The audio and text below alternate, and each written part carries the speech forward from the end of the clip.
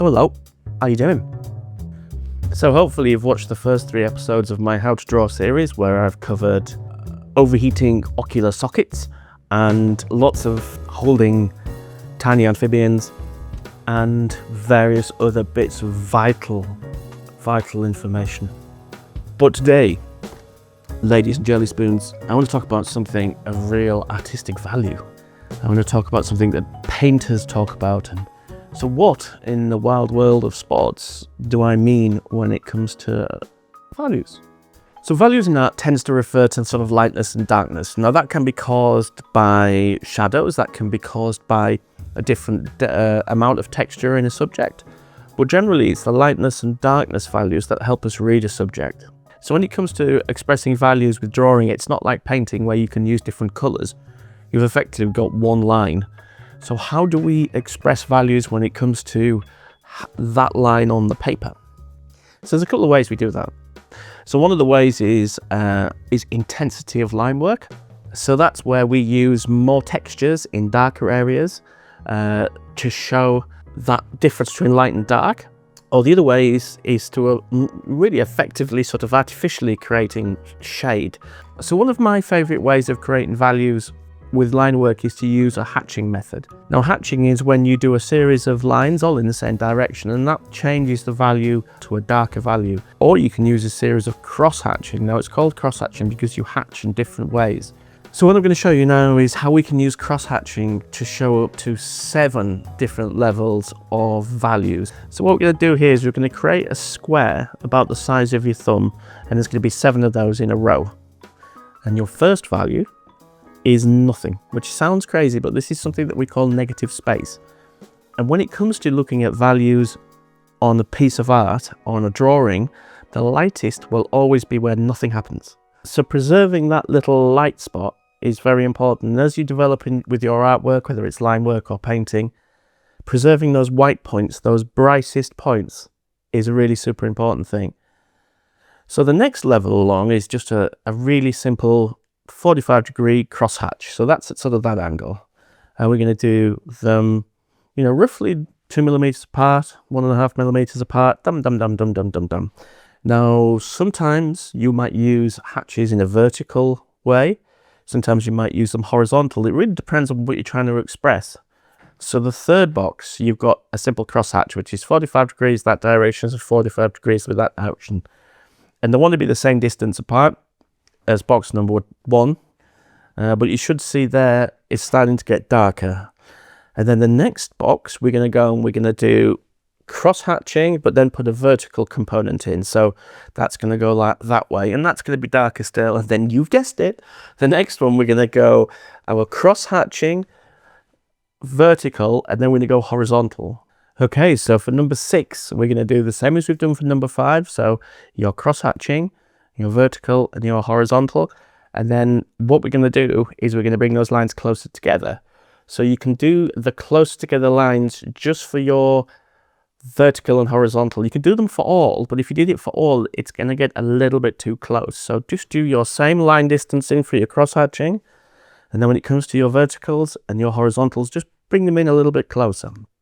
You're not going to have a lot of white space showing through, but the idea with this one is you just want to have a little bit of white space, because the next box is just as important as the first, where it's completely empty. The next box is where you get full coverage with that pen. Crosshatches that are super close together. The way that I tend to do it is I tend to do a crosshatch which is up and down or diagonally, and I just bring them really close together, and then if there's any white spots, you can just dab them through. The one thing that's important on this one is to make sure that you don't get the paper so wet that it falls apart on the pen. So that's a really simple demonstration of how we do values with crosshatching. So here's another example of how to use textures, and this is called stippling. And I'm not going to go into this in a huge amount of detail, and I'm using dots instead of lines to get different levels of shading. Now this technique is basically like using textures, but the texture you're using is just simplified to a dot. But the greater the intensity of those dots, the darker you're going to get in terms of values.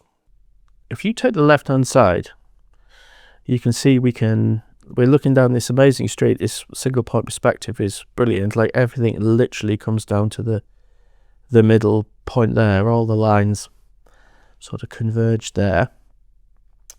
But what you see is there's some different values. On the right hand side, the lightest bit of the buildings, it's almost white. So I would sort of, all the light hand side I want to be light. You can see the shadow in the middle of the pavement stops here in the middle of the road. So the people on the right hand side are lit and the people on the left hand side are in shadow. So there's going to be a value on the left hand side there of slightly darker.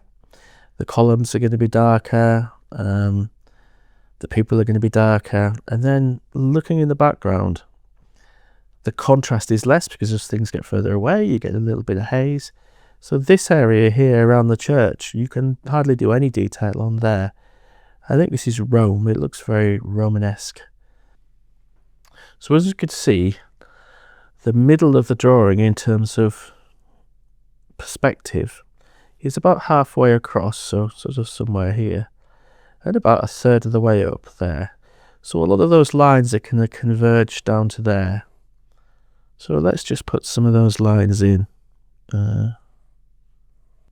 So I can sketch this in with a vague bit of detail. We know there's going to be a sort of dome there. Is this St. Paul's? St. Mark's? I don't know. Looks like St. Paul's.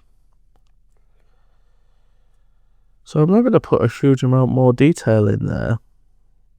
I know it's supposed to be central and it's kind of all got a bit to one side, isn't it? But what I'm going to do is I'm going to quickly just drop in some vertical cross-hatching. And that's just going to soften it a little bit in the background. Gravity, I am obviously speeding up some of these elements, simplifying them as we go. And then we can do, we're missing out, like I say, all those street lamps and stuff, and then we'll do another building here. We'll make those windows a little bit bigger. And there's all sorts of different roofs and chimneys and stuff up here, but let's just do that. Okay, so let's zoom across to the other side of the road, and we could do the same thing, but there is quite a lot of sort of symmetry in these buildings, but it's not perfect. And everything's going to that line because it's single point perspective, so don't underestimate the power of that line. So there's people over here too, and they're going to be again walking. But the difference is here, what we're going to do is we're going to make them darker. The next thing I'm going to do is I'm going to put some dark values in here, but I don't necessarily put loads of verticals in because you've got some vertical components with the construction drawings I've put in. So what I'm going to do is I'm going to put in some lines this way and then some lines that way, and that's going to give us horizontal diamonds. And what do I mean by that? Well, I can show you. This is a beautiful little bit of artwork that Sally, my daughter, did. I shouldn't spoil that, that's hilarious. Okay, let's use this as a bit of play paper. So if I do 45-degree lines that way and 45 degrees that way, what it's going to create is these little, vertical diamonds. They're a bit not quite vertical, but you get the idea. And that's still going to read as an upright wall, but not be confused with what's happening back here. So let me put those in. Now what you might find is now you've placed a value on that, you might want to reinstate some of the harder edges. Because what happens is they get lost. So you can go back in and add in some of the shadows, like if the windows are dark, you can go and add some of those details in. So what's the difference on the ground? Because we do have a shadow that kind of comes out here. Well, what I would do there is, I know there's going to be some street furniture and things down here, is I'd choose a line from the bottom of the wall and I'd do that shadow as coming out like this. And if you start small and very, very light, and then as you get further forward, you can get heavier, but slightly further apart. And it'll have the same visual weight as that one. But you get a little sensation almost of perspective. So that would be something like that. Now obviously that's a very, very rough example. And you could go and put more shadow in here by putting some vertical lines in if you wanted to do that. But just be aware, you're going to lose some of the definition here.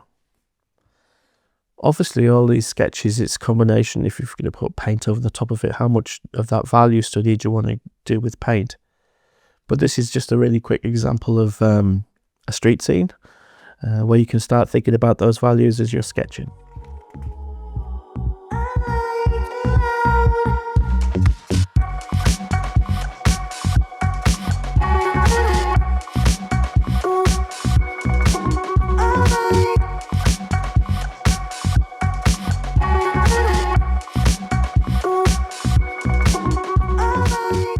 So here you can see some examples of hatching. Now this has had a little bit of ink put on it as well to sort of darken down the foreground.